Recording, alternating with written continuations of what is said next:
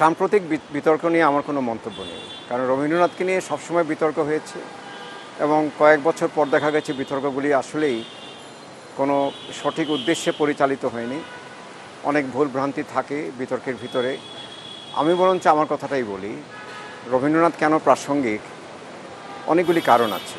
প্রথম কারণটা হচ্ছে যে বিশ্বে আমরা আছি, সেই বিশ্বটা ক্রমাগত বিভৎস হয়ে যাচ্ছে। এক তো পরিবেশের পরিবর্তন হচ্ছে, মানুষের মনে পরিবর্তন হচ্ছে, রাষ্ট্র শক্তিগুলি হিংস্র হয়ে উঠছে, জাতিসত্তাগুলি ভুলুণ্ঠিত, কারো কোনো নিরাপত্তা নাই পৃথিবীতে। যে যত শক্তিমান তার তত বেশি ক্ষমতা। রবীন্দ্রনাথ তার সভ্যতার সংকটে এই কথাগুলি বলে গেছিলেন। পশ্চিমের সভ্যতার যে সমস্যাগুলি তিনি সঠিকভাবে চিহ্নিত করেছিলেন। রবীন্দ্রনাথ উদারপন্থী ছিলেন, প্রাগ্রস্য চিন্তার মানুষ ছিলেন। তার ভিতরে সাম্প্রদায়িকতা ছিল না, তার ভিতরে একটা নান্দনিকতা ছিল, নৈতিকতা ছিল। সেগুলির আমাদের সময় খুব অভাব দেখা দিচ্ছে। এগুলি যতদিন আমাদের থেকে যাবে সমাজে, রবীন্দ্রনাথ ততদিন প্রাসঙ্গিক হবে। আরেকটি কারণে রবীন্দ্রনাথ প্রাসঙ্গিক তার শিক্ষা চিন্তা। তার শিক্ষা চিন্তায় আছে শিশুদের আনন্দ দিয়ে পড়াতে হবে, প্রত্যেকটি গাছ হবে শিশুর শিক্ষক।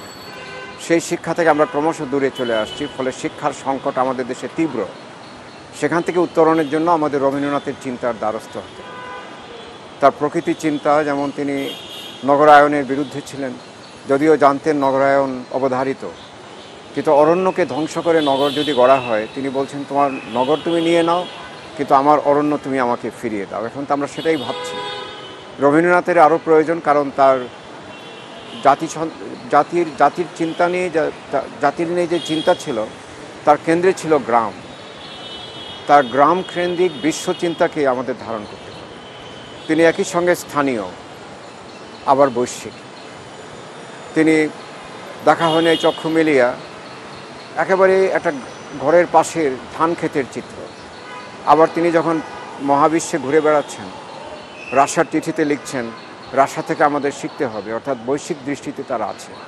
আমাদের সংস্কৃতিতে যেটি ছিল সহজ সারল্য, আমাদের সংস্কৃতিতে ছিল শিশুদের লালন পালনে প্রধান একটা ভূমিকা থাকা, তাদের মানসিক এবং তাদের মনোগত যত রকমের দৃঢ়তার দরকার সেটি দেয়া, শিক্ষা হবে তাদের উন্নতির বাহন। সেই বিষয়গুলি আমাদের সমাজে অরক্ষিত।